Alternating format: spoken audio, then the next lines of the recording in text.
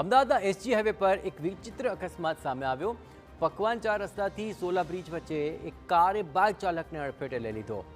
આધેડને હવામાં ફંગોળ્યો અને ત્યારબાદ બાઇક કારના બોનેટમાં ફસાઈ ગઈ હતી। બાઇક ચાલક આધેડ ગંભીર રીતે આ ઘટનામાં ઘાયલ થઈ ગયો અને તેને તાત્કાલિક હોસ્પિટલમાં ખસેડવાની ફરજ પડી ગઈ।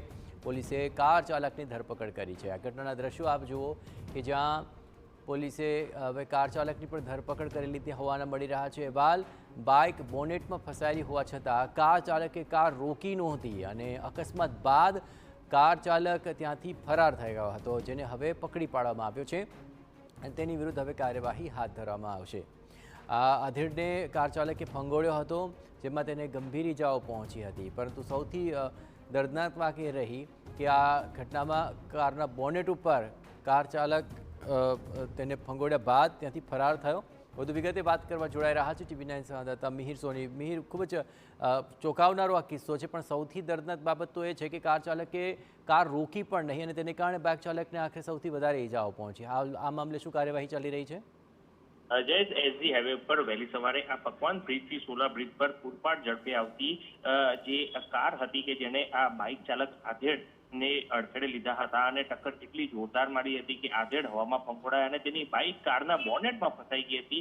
છતાં પણ બાઇક ચાલક રોડ ઉપર હતા કમલેશ પાણખણિયા અને તે ગંભીર ઇજાગ્રસ્ત હાલતમાં તેમને હોસ્પિટલ ખસેડાયા હતા। લગભગ 1 કિલોમીટર સુધી આ બાઇક બોનેટમાં ફસાયેલી છતાં પણ કાર ચાલકે ગાડી થોભાવી ન હતી અને પૂરપાટ કાર બગાડી હતી અને લોકોએ બૂમાબૂમ કરતા જ આ કાર જે રેડ કલરની વોક્સવેગન પોલો કાર છે કે જે ચાલકની ધરપકડ છે તે કરવામાં આવી અને ત્યારબાદ તેને બાઇક છે તે હટાવવામાં આવ્યું। SG2 ટ્રાફિક પોલીસ સ્ટેશન દ્વારા જે આ કાર ચાલક છે રોહન પટેલ તેની ધરપકડ છે તે કરવામાં આવી છે। આ કાર ચાલક જે છે કે તે પોતાના ઘરે છે કે જે થલતેજ સુરધારા સર્કલ છે ત્યાં જઈ રહ્યો હતો અને તે સમયે તેને આ અકસ્માત છે તે સર્જ્યો હતો।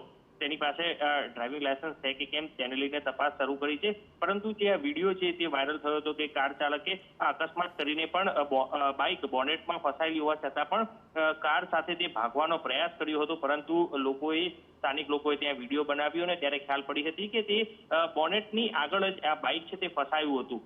જોકે આ કાર ચાલક ફરાર થઈ ગયો હતો, પરંતુ હાલ ટ્રાફિક પોલીસ દ્વારા રોહન પટેલની ધરપકડ કરી અને તેની વધુ તપાસ હાથ ધરી છે। બિલકુલ મિહિર, તમામ ગતિવિધિઓ પર આપ નજર રાખતા રહેજો।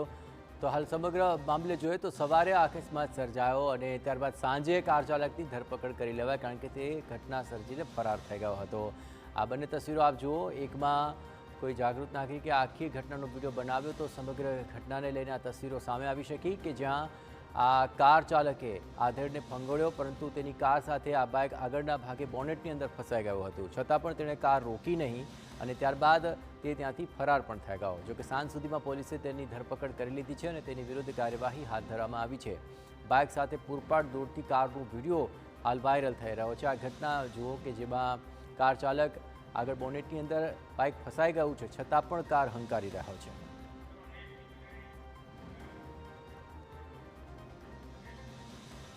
આ તરફ